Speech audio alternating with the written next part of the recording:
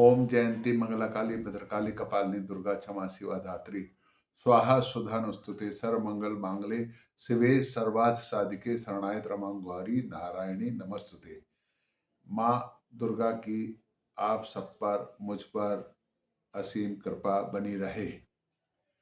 माता के चरित्र का पाठ 13 अध्यायों में है, जिसको दुर्गा सप्तशती में बड़े विस्तार से समझाया गया है। मैंने अभी पिछली वीडियो में दुर्गा कवच का पाठ करा था, अर्गला स्तोत्र का पाठ करा था, कीलक का पाठ करा था कि कैसे पाठ करना चाहिए। तो आज बहुत ही सरल शब्दों में माता दुर्गा के प्रथम अध्याय के विषय में मैं कथा सुनाऊंगा, जो उसमें वर्णन हुआ है, और माता मुझ पर आशीर्वाद देगी और आप सब सुनने वालों की मनोकामनाएं पूर्ण होंगी। जिन जिन ने भी माता के पहले अध्याय की कथा सुनी है, उन सब की सभी प्रकार की मनोकामनाएं पूर्ण हुई हैं। और एक बात पहले अध्याय में है कि वो आलस्य व्यक्ति का दूर हो जाता है पहले अध्याय का पाठ सुनने से, और उसको काम करने की ऊर्जा प्राप्त होती है।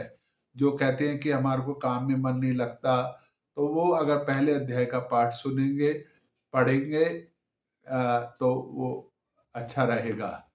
साधारणतः तो दुर्गा सप्तशती संस्कृत में है और संस्कृत में ही पढ़नी चाहिए, लेकिन जो नहीं पढ़ पाते, मैंने एक सरल हिंदी अनुवाद करा है, उसको पढ़ सकते हैं, और मैं अब सुना रहा हूँ तो उसको भी सुन सकते हैं। बोलो दुर्गा माई की जय। एक समय की बात है, मार्कंडेय ऋषि ने ब्रह्मा जी से पूछा, प्रभु, इस भूलोक पर सब लोग अपने अपने दुखों से दुखित हो रहे हैं और लोग मोह माया में बहुत फंस रहे हैं बिना वजह की। ये मोह जो है ना, ये मोह जो है, यही हमारे सबके दुखों का कारण है। तो इस मोह से छुड़ाने का कोई उपाय है क्या?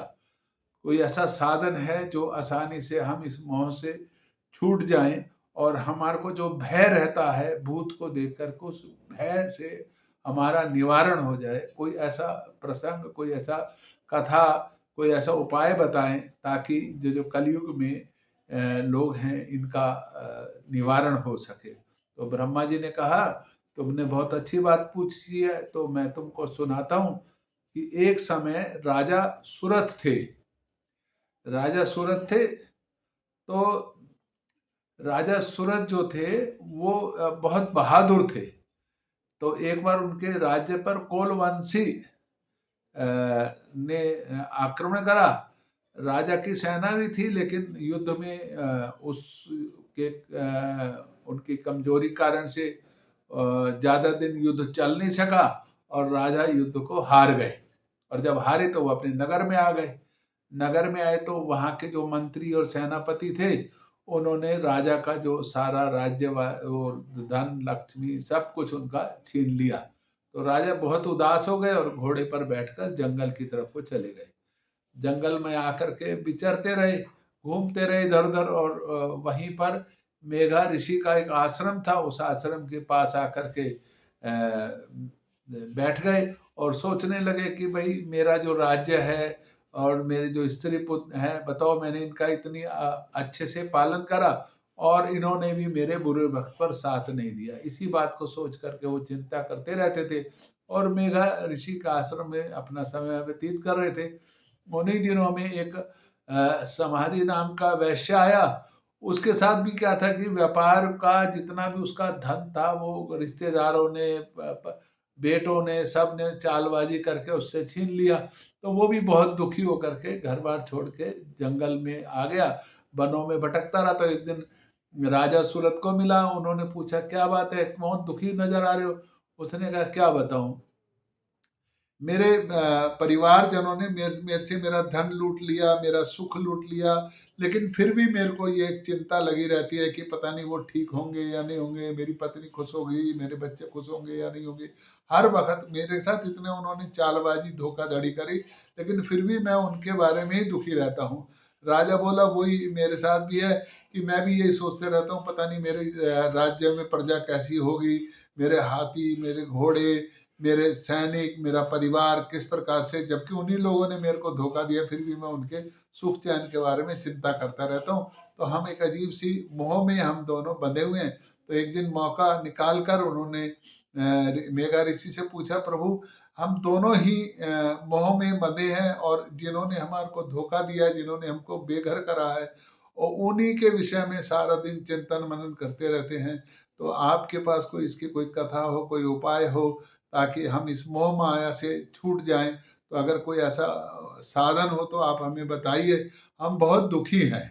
तो ऋषि ने बोला, ठीक है, सुनो, मैं आपको एक वृत्तांत सुनाता हूँ। बहुत समय की बात है, जब प्रलय थी, तो चारों तरफ जल ही जल था। तो और विष्णु भगवान से सैया पर विश्राम कर रहे थे, सो रहे, चिंतन करते हुए निद्रा में थे। तो निद्रा में थे तो उनके कान से मैल निकलकर मधुकैटभ दो राक्षस पैदा हुए। दो राक्षस मधुकैटभ भगवान विष्णु के कान के मैल से पैदा हुए। अब वो मैल से पैदा हुए, अब राक्षस है तो राक्षसों को तो काम ही युद्ध करना है। तो वो देखने लगे अब किससे युद्ध करें, भगवान विष्णु तो सो रहे हैं, तो अब कहाँ दे, किसको, किससे लड़ें। तो वो उन्होंने देखा दूर कहीं कमल पर ब्रह्मा जी विराजमान है। तो वो ब्रह्मा जी के पास गए कि हम तुमसे युद्ध करना चाहते हैं, तुम्हें मारेंगे। तो ब्रह्मा जी बोले, भाई मेरे से क्यों युद्ध करना चाहते हो, मैंने क्या करा है, मुझसे क्यों लड़ना चाहते हो, मैं तो तुम्हारे से कोई दुश्मनी नहीं, कुछ नहीं, मैं तुमसे कुछ कह भी नहीं रहा, तुम क्यों मिला, नहीं नहीं हम युद्ध करेंगे। अब राक्षसी प्रवृत्ति थी ना, युद्ध करने की प्रवृत्ति है, किसी से भी जाकर, आज के जमाने में भी करते ना लोग बाग, तो उन्होंने भी कहा हम तुमसे युद्ध करेंगे। तो ब्रह्मा जी अब इधर उधर ढूंढने लगे मेरी रक्षा करने के लिए कोई क्यों, ब्रह्मा साधारण थे, ब्रह्मा जी युद्ध तो करते नहीं। तो उन्होंने कहा देखा कौन है, तो देखा तो भगवान विष्णु सो रहे हैं। अब भगवान विष्णु को जगाया कैसे जाए, तो उन्होंने निंद्रा देवी की मोह माया की आराधना करी, हे जगदम्बे, हे महामाई, आप भगवान विष्णु के आंखों से हट जाएं, भगवान विष्णु को चेतन अवस्था में दोबारा से ला दें, ताकि हम ये जो मधुकैटभ मुझको मार रहे हैं, भगवान इनको मारे और मेरी रक्षा करें।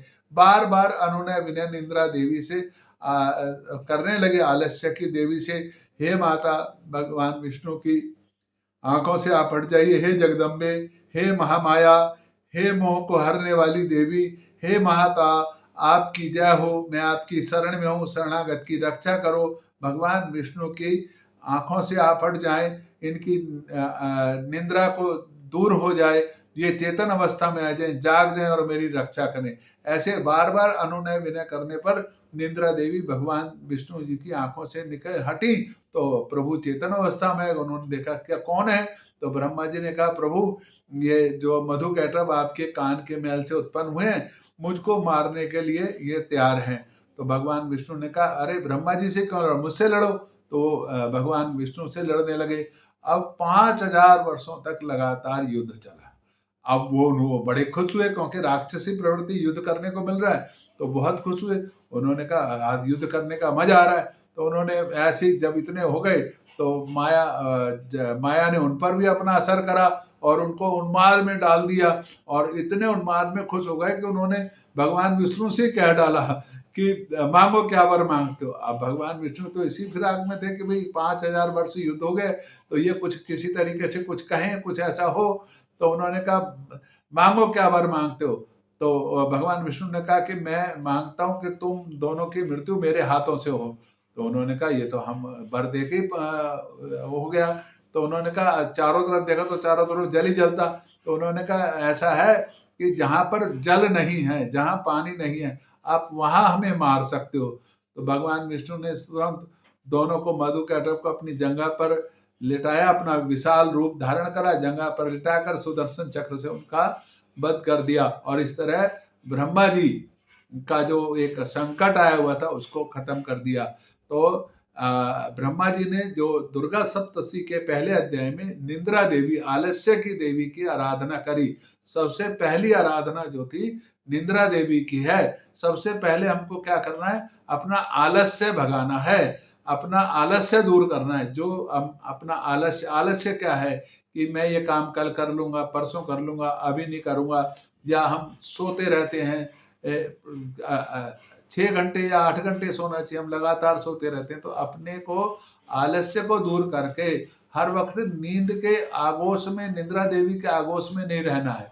तो अपना माता की आराधना करनी है। और जैसे ब्रह्मा जी ने आराधना पर माता ने भगवान विष्णु को जगाकर उनकी रक्षा करी, ऐसी महामाया देवी जगदम्बिका हम सबकी, जो ये प्रथम अध्याय की कथा सुन रहे हैं, उन सबकी रक्षा करे, उन सबकी मनोकामनाएं पूर्ण करे। बोलो जगदम्बा माई की जय, बोल कालका माई की 84 घंटे वाली माता तेरी सदा ही जय।